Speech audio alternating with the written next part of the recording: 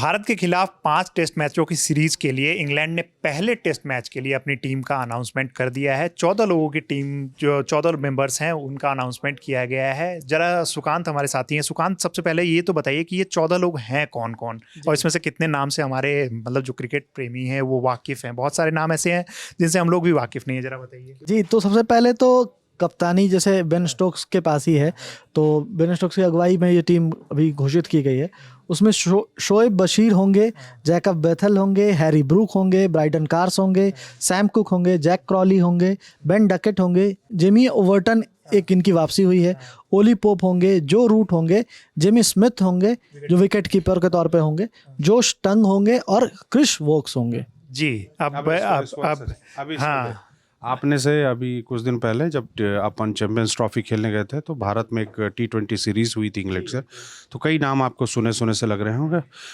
वो नाम आपको बता देते हैं। आपने जैकब बेथल का नाम सुना था उस दौरान, आपने जेमी ओवर्टन को देखा था गेंदबाजी करते हुए, और बैटिंग भी कर लेते हैं, रन भी बनाते हैं। आपने जेमी स्मिथ को विकेट कीपिंग करते उस दौरान देखा था, जेमी स्मिथ को देखा था आपने। तो ये कुछ ऐसे नाम हैं जिन्होंने को आप जानते हैं। कुछ बल्लेबाज, देखिए बल्लेबाजी की जो टीम चुनी गई है उनकी जो बल्लेबाजी का क्रम है वो बहुत सेटल्ड है। तो जैक क्रॉली हैं, जैक क्रॉली पे बहुत प्रेशर था, हालांकि जिम्बाब्वे के खिलाफ टेस्ट मैच में उन्होंने शतक बना के अपनी जो वापसी कर ली। बेन डकेट लगातार परफॉर्म कर रहे हैं फर्स्ट इनिंग में। वो तो पहले जो फर्स्ट डे उन लोगों ने 400 से ज़्यादा मारा है, तो उनमें सबका योगदान था, तो उसमें बेन डकेट का भी योगदान था। उसके बाद तीसरे नंबर पे ओली पोप आते हैं, फिर जो रूट आएंगे 3 नंबर पे, जो रूट को खिलाएंगे, ओली पोप आएंगे, फिर बेन स्टोक्स हैं। तो ये वो नाम है जिनको लगातार आपने सुना है। मेनली है वो डिपार्टमेंट जिसके बारे में हम लोगों ने कम सुना था, क्योंकि खास करके स्टीव अपने जेम्स एंडरसन और स्टुअर्ट ब्रॉड के चले जाने के बाद उनकी बॉलिंग डिपार्टमेंट का दारोमदार हमने देखा कि मार्क वुड संभालते रहे कुछ दिनों तक। मार्क वुड के साथ क्रिस वोक्स रहते थे, तो इस तरह के खिलाड़ी रहते थे, और एटकिंसन होते थे, एटकिंसन होते थे, और गस एटकिंसन का डेब्यू बहुत शानदार रहा है और लगातार विकेट लेते रहे। तो हालांकि गस एटकिंसन इंजर्ड है, तो पहले टेस्ट मैच के लिए उन्हें नहीं चुना गया। ऐसी परिस्थिति में टीम बहुत ज़्यादा प्रेशर में, जो बॉलिंग यूनिट बनी है वो क्या कहते हैं, बहुत नई यूनिट है। सबसे ज़्यादा अनुभवी क्रिस वोक्स ही हैं उसमें देखा जाए। उसके बाद जेमी ओवर्टन की टेस्ट क्रिकेट में वापसी हो रही है। जेमी ओवर्टन की पहचान मैं आपको ऐसे देता हूँ कि Jamie Overton twin brother to Chris Overton, Craig Overton. कौन क्रेग ओवर्टन? क्रेग ओवर्टन वही जिनको लॉर्ड्स टेस्ट मैच में जब मैच लग रहा था कि हम शायद वो ड्रॉ कराने में कामयाब रह जाएं, तो बुमराह ने राउंड द विकेट बॉलिंग की थी और एक स्लोअर बॉल फेंका था और LBW आउट हो गए। तो ये वही ओवर्टन वाले भाई साहब के भाई हैं, ये जेमी ओवर्टन। जेमी ओवर्टन को शायद, अगर मैं गलत नहीं हूँ, तो CSK ने खरीदा भी था। जेमी ओवर्टन को CSK ने खरीदा भी था, तो IPL में दिख रहे थे। तो ये है। इसके अलावा बॉलिंग डिपार्टमेंट में जॉश टंग है, और पॉट्स का नाम चल रहा था पर वो भी इंजर्ड है, उनको भी नहीं कंसिडर किया जा सका।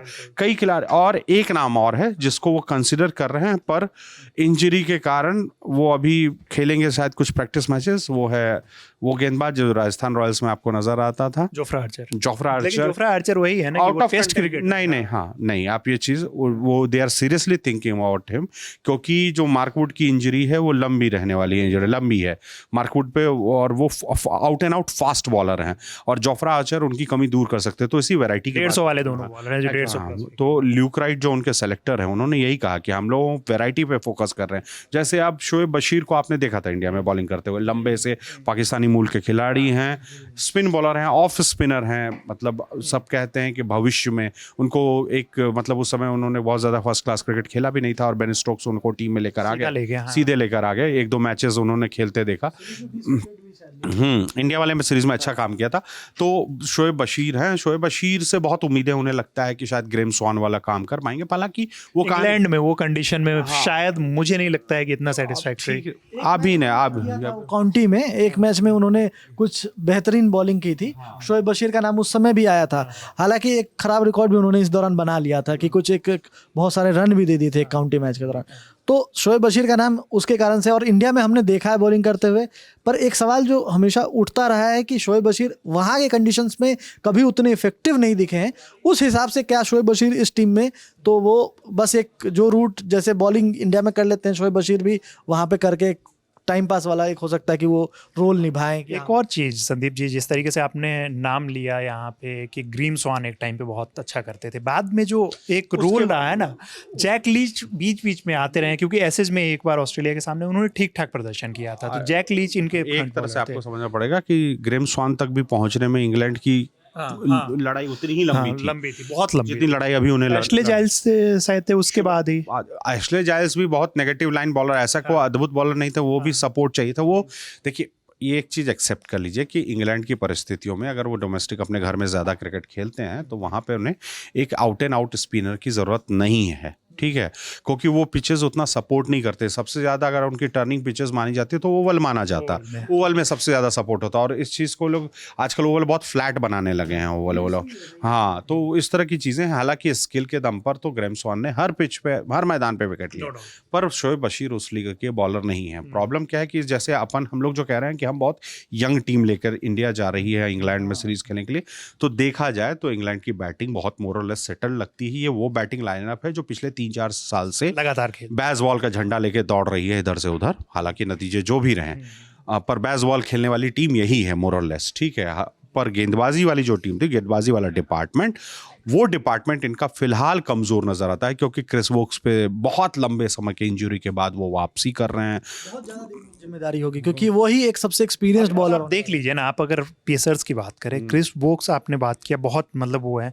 दूसरे जो सबसे एक्सपीरियंस है ना, वो मतलब अगर बॉलिंग में बात करें तो बेन स्टोक्स और क्रिस वोक्स ही इनके एक्सपीरियंस वाले नजर आ रहे हैं। बॉलिंग मैं वही कह रहा हूँ, नाम के वाइज, मतलब आप ऑन पेपर देखिए कि ये दो आपको नाम से दिख रहे हैं। क्रेग मतलब ये जेमी ओवर्टन को ये आप लेके जा रहे हो, जेमी ओवर्टन इतने कंसिस्टेंट नहीं रहे हैं। क्रेग ओवर्टन ने बहुत दिनों तक खेला था इंग्लैंड के साथ, लेकिन जेमी ओवर्टन उतने भी कंसिस्टेंट नहीं रहे हैं। तो अब जो बॉलिंग लाइन, मुझे लगता है ये न्यूजीलैंड सीरीज खेला था जिसमें 22 में, उसके बाद से वो टीम में भी नहीं थे, तो जेमी डर होता है था हम लोग, और बार बार आप जिक्र करते रहे हैं, कई बार आपने वीडियोज में भी जिक्र किया है कि इंग्लैंड द्वारा हमारे लिए काफी मुश्किल होने वाला है। तो अभी की जो इनकी बॉलिंग लाइनअप है, अभी की बॉलिंग लाइनअप देखिए, दो चीजें होंगी। एक तो देखिए, आपको कोई भी अपने घर में खेल रहा है तो उसकी बॉलिंग लाइनअप बहुत कमजोर नहीं हो सकती। क्यों? क्योंकि उनको अनुभव है उस कंडीशंस में लगातार खेलने के लिए। मैं मानता अगर यहाँ पर इंडिया टीम की बैटिंग लाइनअप ऐसी होती जो बहुत एक्सपीरियंस्ड थी, जो इस कंडीशंस में 2021 के दौरे पे गई होती या उससे पहले के दौरे पे गई होती, तो मैं मानता कि उनके लिए आसान होता वहाँ पे जाके रन बनाना और खेल पाना। पर हमारे जो बैट्समैन जा रहे हैं, हम जिस तरफ का लाइनअप, आप साई सुदर्शन को देखेंगे खेलते हुए संभवतः, केएल राहुल एक अच्छे प्लेयर, ऋषभ पंत, केएल राहुल और शुभमन गिल को WTC के कारण वो अनुभव है फाइनल खेलने का, तो बाकी सब तो गए ही नहीं है वहां बैटिंग को आप मतलब बैटिंग, ठीक है। जडेजा 7वें नंबर 6ठे नंबर के बल्लेबाज है ना, आपको ये भी समझना पड़ेगा ना कि अगर आप अपने 7वें नंबर बल्लेबाज से हर मैच में रन की उम्मीद कर रहे हैं तो भैया पहले वाले क्या कर रहे थे। तो ये बात है ना, तो आप इस तरह से देखिए, ओपनिंग वाले लोग को तो उतने उस किस्म का एक्सपोजर नहीं, उनके लिए अच्छी बात क्या है कि सामने जो बॉलर्स हैं उनको उतना अनुभव नहीं है, हालांकि वो अपने घर में खेल रहे हैं तो काफी अनुभव है। विराट कोहली को होना चाहिए था इस, अब वो ठीक है, वो डिबेट एंड है, मतलब अगर वो होते एक हाइपोथेटिकल सिचुएशन, क्या पता वो भी अपने सारे सीरियस बॉलर्स ले आते हैं। हाँ बिल्कुल। तो सुकांत आपसे भी यही आखिरी कि इस बॉलिंग लाइनअप को देख के हमें क्या लग रहा है कि फर्स्ट टेस्ट, क्योंकि हाँ एक और चीज की पिछली बार जो टेस्ट हुआ था, जो 2 टेस्ट मैच हम लोग हारे थे, हम लोगों के शेड्यूल के अकॉर्डिंग हमें लग रहा है कि शुरुआती 2 टेस्ट मैच जो है ना उसी लोकेशन पे है जहां पे हम लोग 2 टेस्ट मैच उस दौरान हारे थे। टेस्ट मैच की सीरीज है, पहला टेस्ट मैच लीड्स में खेला जाएगा जहां पर हम पिछली बार एक इनिंग 76 रन से हारे थे। वो सीरीज जो 2-2 की बराबरी पे छूटी थी, कोरोना काल की सीरीज, जिसमें 4 टेस्ट मैच खेलने के बाद हम दुबई चले गए थे IPL खेलने के लिए। बहुत प्रेशर था तो हम फिर वापस खेलने गए मैच। वो ऐतिहासिक मैच था कई तरीके से। उस ऐतिहासिक मैच में आज तक के टेस्ट क्रिकेट के इतिहास में एक ओवर में सबसे ज्यादा रन बनाने का कारनामा किया अरे यार महान बल्लेबाज जसप्रीत बुमराह, यार बोलने दो, मेरी बैटिंग अंडरएस्टिमेट नहीं करना है। और वो ही वो टेस्ट मैच में था जब आपने ऐतिहासिक 380 रन चेज करवाए थे, तो ये भी याद रखना है। तो दोनों तरह से ऐतिहासिक था। खैर वो मैदान बर्मिंघम का था, इन दोनों जगहों पे 2 टेस्ट मैच लगातार होने हैं। तो लीड्स में पहला टेस्ट मैच 1 इनिंग 76 और उसके बाद तीसरा टेस्ट मैच लॉर्ड्स में, मोर और लेस हर बार वो तीसरा टेस्ट मैच ही लॉर्ड्स में रखते हैं, मिडिल में रखते हैं, और अपनी सीरीज का अंत वो ओवल से करते हैं।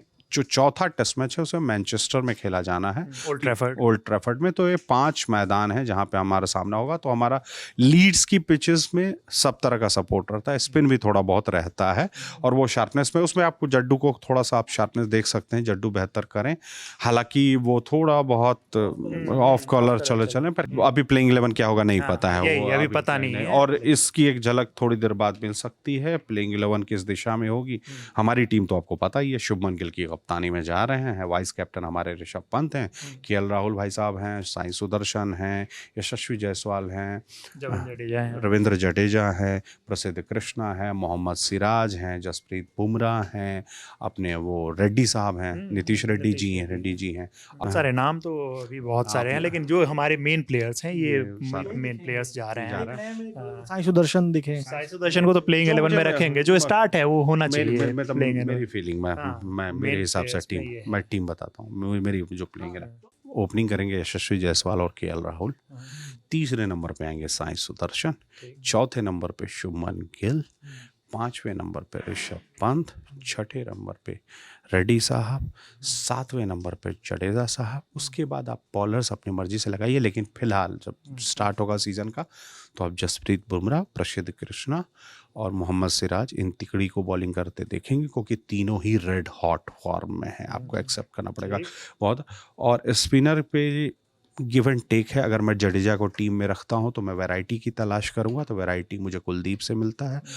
अगर मुझे लगता है कि नहीं, मुझे इन दोनों स्पिनर्स से एंड्स को बांध कर ही रखना है कि कुछ ओवर्स नीतीश रेड्डी भी फेंक देंगे अगर उनकी फिटनेस वापस आ गई। हालांकि वो एसआरएच के आखिरी कुछ मैचेस में गेंदबाजी करते नजर आए, आखिरी मैचेस में मैंने देखा है हम लोगों ने। उसमें भी जो इंडिया इंग्लैंड ए वाला जो चल रहा था अलायंस, उसमें बॉलिंग कर रहे थे, लेकिन नीतीश रेड्डी मुझे लगता है कि अभी जो तत्काल फॉर्म है, जिस तरह से वो इस पूरे टेस्ट सीरीज में 22 बॉल में 7 रन पहले इनिंग में इन्होंने बनाया था, बॉलिंग में भी 6 ओवर में 27 रन, 3 ओवर में 27 रन दे दिया था, माफ कीजिएगा।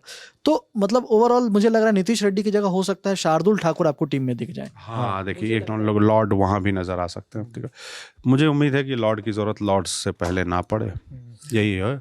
खैर वो तो अब मजाक की बात है, टीम मोरलेस इसी के आसपास होनी चाहिए। 2 और प्लेयर इसमें मतलब जो जिसपे नाम विचार किया जा सकता है, एक जो कुलदीप आपने बताया वो, अर्शदीप सिंह भी हो सकता है, कहीं लेफ्ट राइट वाला जो है ना, हो सकता है कि अर्शदीप ने भी पॉइंट, क्योंकि आईपीएल में भी उन्होंने ठीक। देखिए, मैं एक चीज़ आपको समझना पड़ेगा कि हम और आप किसी भी स्विंग बॉलर को देखकर बहुत एक्साइटेड हो जाते हैं, पर इंग्लैंड के खिलाड़ियों को डोमेस्टिक में स्विंग खेलने की आदत होती है, और वहाँ 130 और 125 135 वाले स्विंग से बहुत ज़्यादा घबराहट नहीं होती किसी को।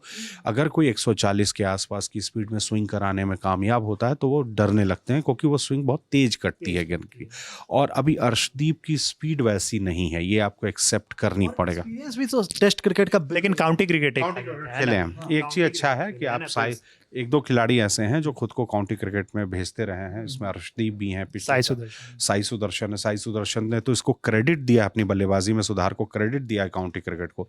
तो इस तरह से लाइनअप, खैर हम लोग शुरुआत किए थे इंग्लैंड से, तो इंग्लैंड वाला फिर से लाइनअप एक बार दोहरा देते हैं अगर वीडियो शुरू से नहीं देखा है। मैंने स्टोक्स कप्तानी कर रहे हैं, शोएब बशीर जो स्पिन गेंदबाज हैं ऑफ ब्रेक वो रहेंगे, जैकब बैथल बैट्समैन हैं, अच्छे फॉर्म में रहे हैं और खिताब जीता है इन्होंने। हैरी ब्रुक जो उनके वाइट बॉल के न्यू कैप्टन हैं, वही हैरी ब्रुक जो आईपीएल खेलने इंडिया नहीं आना चाहते हैं।